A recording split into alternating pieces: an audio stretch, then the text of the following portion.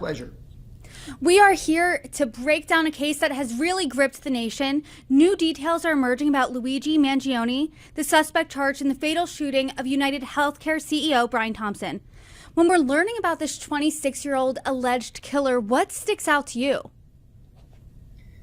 Well, his privileged background, and maybe that's just a wrongful bias on my part, but one would expect with so many opportunities afforded to this individual that he would have better things to do than murder somebody. Can we try to get into his mindset a little bit based on the evidence that we have seen? He reportedly had a manifesto and a notebook with plans for the shooting on him. And the police said the killing was described in the manifesto as a symbolic takedown. He viewed himself as some sort of hero. Get inside his mind. What do you think he was thinking, paired with, like you said, this privileged background? Well, he's like a Robin Hood or a Rage Against the Machine or righting social wrongs, what I described as a noble cause corruption, where the ends just means, where this isn't an evil act, but necessary. I know that there have been some links to the Unabomber, especially because according to Mangione's Goodreads, he apparently read and reviewed the Unabomber's book. Do you think that he could become a Ted Kaczynski-like criminal celebrity? Well, I doubt it, but I think he might aspire to that. I do question that he was caught with the gun, the manuscript, fake IDs, cash. It struck me as he's either very stupid or he was going to do more similar harms. And he apparently graduated from an Ivy League school. So let's talk about that a little bit more. Why would a criminal keep the gun on them, keep essentially a manifesto, some notes about the crime? Wouldn't you want to get rid of that as fast as possible? Well, to dive into popular culture, leave the gun, take the cannolis. It's not, a smart criminal would not have kept the gun with him unless he felt he could use it for additional usage.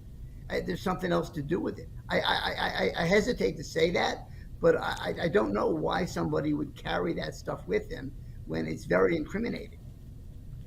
Yesterday, when he was being let out, there were reporters there. He had an outburst. He was yelling at the reporters. He said this: "It's completely out of touch and an insult to the intelligence of the American people and their lived experience." Do you think, based on this outburst, because most criminals that you see, or suspects, or someone who was charged with a crime, when they're being let out, when they're doing that perp walk, usually they're quiet, they're more composed. A lawyer's advice usually is, shut up, don't talk. Do you think that this could play into some sort of insanity defense?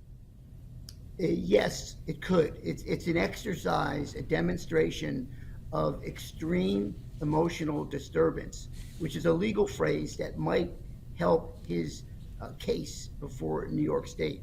So I don't know whether it was planned, but it certainly could help his case, whether it's legitimate or not. His fingerprints reportedly match fingerprints that were left right at the crime scene. So is this an open and shut case? If there is such a thing, this would approach that, yes. I think his goals at this point in time may be twofold. One, to publicize the wrongfulness of the health insurance industry. And two, to establish a sort of affirmative defense. Affirmative defense is, yes, I did it, but, and in that way, he sort of gets his case out there. He gets his extreme emotional disturbance out there, and it could work to lessen the severity of the case against him. But it is, as I said, a yes, I did it, but, and here goes. Because clearly, he wants publicity. I mean, nobody writes manuscripts and carries all that evidence if they didn't intend at some point to make a play of it and to leverage it with a public statement. How effective is that argument? Yes, I did this, but because if you go on social media, he was trending in some corners of the internet, and not even some dark, shadowy corners, in more mainstream corners of the internet, he's being hailed a hero. He's being hailed a vigilante. The United Healthcare CEO, Thompson, is really being hailed the villain in this story. So do you think that plays to his, or will play to his defense?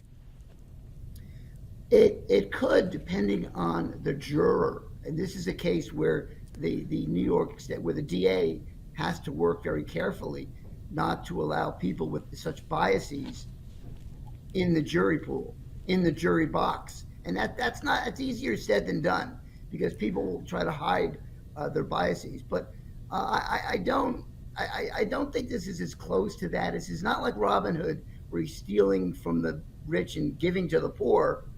He just killed somebody, and what good is that doing anybody at this point, right? I want you to